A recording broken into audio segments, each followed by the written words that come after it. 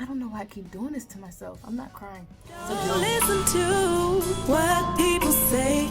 They don't know about you and me. What is going on, y'all? It's your girl, Candy C, and you are in the place to be. Welcome back to another story time of basic training. Before we get started, why don't you go ahead and give me a huge thumbs up. Make sure you subscribe if you haven't already done so, and turn on that post notification bell so you can be notified of all of my upcoming videos. Now, I know I took a little break on this story time thing because I have been really busy with work and life. I've been really busy. We've been on the road traveling back and forth to where we're from, and it's just been a lot. So I'm back. Aren't you glad to see me? Well, I'm glad that you're here. Now, where we left off, I believe where we left off was we had 9 more days left until Family Day. And now what I'm about to read you is a journal entry after I had already arrived at my second training area, which is AIT, Advanced Individual Training, where I'm going to be learning more of my job, which is Human Resource Specialist. So I'm going to training so that I can earn the right to call myself a Human Resource Specialist. So this is what it says. It was dated November 12th. Wow, I made it. Basic training graduation was November 8th and Family Day was November 7th. The days leading to us graduating was us cleaning, turning in equipment, etc. We worked on putting our ASUs together only to not being able to wear them due to rain. So look, they were so pressed for us to make sure that our ASUs, which is our dress uniform, they made sure that it was like up to par. Like, we tried on that thing so many times, made sure our ribbons were lined up, the name tags, the rank, everything was good. I swear we put on that uniform like 3 times a day, and then we found out that it was going to rain, so they didn't want us to get our stuff messed up. So they were like, no, y'all are going to wear, your regular OCP uniform. We're not wearing the ASUs. And we were like really upset because we was like, man, what? Like, we look good in our dress uniform. What you mean we can't wear it? So we were kind of bummed about that. Family Day, we had to wear OCPs, and graduation, we had to wear OCPs. The same uniform we've been wearing all freaking for the whole duration of training. We have to wear that when we see our family for the first time. Nobody wants to wear that. We've been in that all this time, and half of everybody's OCPs were dirty. But I had one good pair that I wore one time during the whole training period. And that's what I wore for Family Day and for graduation. So it says, we had to eat MREs for breakfast and for lunch because the defect wasn't having us. And then we had hot A's for dinner. And I told y'all the hot A's was pretty much like defect catering. So they made us eat MREs for breakfast and lunch for about a week because the defect had closed already. They were like, nope. Y'all about to graduate, y'all about to leave. We not wasting our food on y'all. We closing. Everyone was so excited to leave basic training. After the forge, it was a lot of downtime, which we enjoyed because once we were done training, it was pretty much just all cleaning. Just cleaning and prepping to get out of there. So we did have a lot of downtime where we just didn't have any training to do. But that didn't stop them from smoking us. We still got smoked all the time because people want to do dumb stuff. So I meant to tell y'all, well, I'm telling you now, that I won the Soldier Leader of the Cycle. So during Family Day, I was recognized, and also during the graduation ceremony, I was recognized for being a good leader. So I was able to go up to the front. I was called up to the front, and I got presented a coin and an award. So I felt really proud about that because the drill sergeants personally nominated me and a few others to receive this honor. So I was like really excited, and I got to meet the Brigadier General of Fort Jackson. So I thought that was pretty cool. after the ceremony, I met with the Brigadier General and the Command Sergeant Major of Fort Jackson, and I received 2 coins. I was able to hang out with my family. So they gave us Wednesday through Monday to hang out with our family, but we still had a curfew. So we still had to be back at the bay at a certain time. But, you know, we're not complaining, because at this point it's like I can see my family, I can spend a little bit of quality time, we can talk, we can eat, we can laugh, we can drink. No, we can't drink. You weren't supposed to have anything to drink. I had water.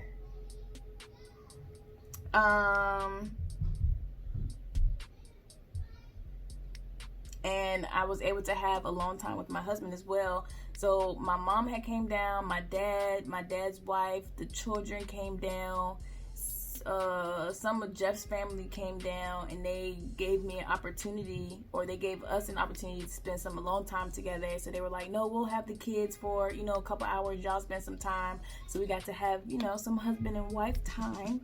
I was appreciative of that. I told y'all I was nervous. Like, I felt like I was dating again when we were able to just, like, be by ourselves. I was like, I had butterflies in my stomach. I felt like we had just met each other for the first time, and I didn't know how to act. I didn't know if he was going to like the army me. I didn't know if he was going to like me with no eyebrows.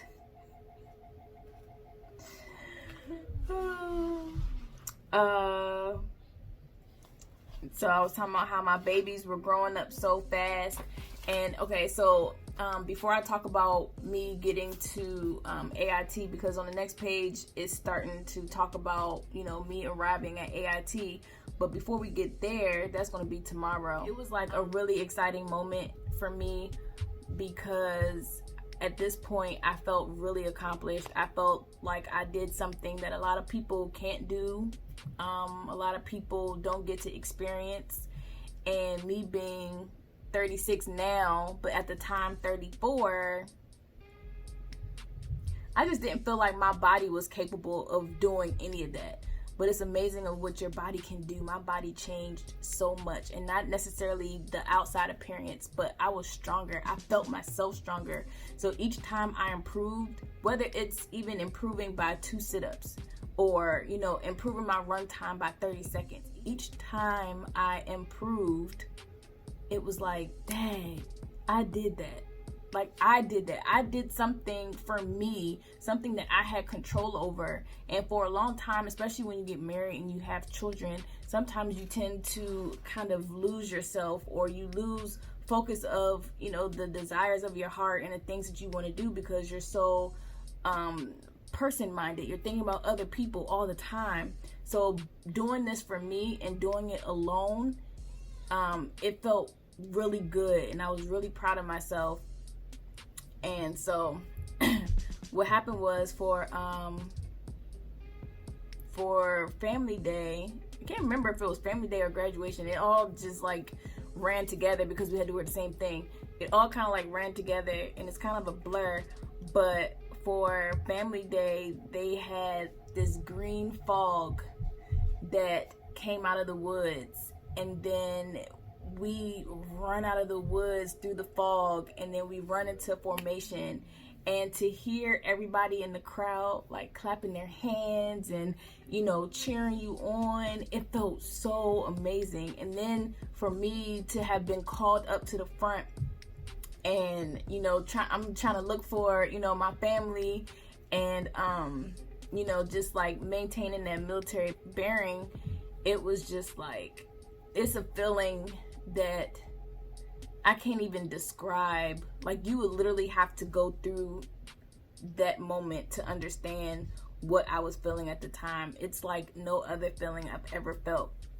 So, you know, they go through the whole ceremony, and then you march past the bleachers where everybody's sitting. You march past the bleachers, and they give an order for you to pretty much turn your head.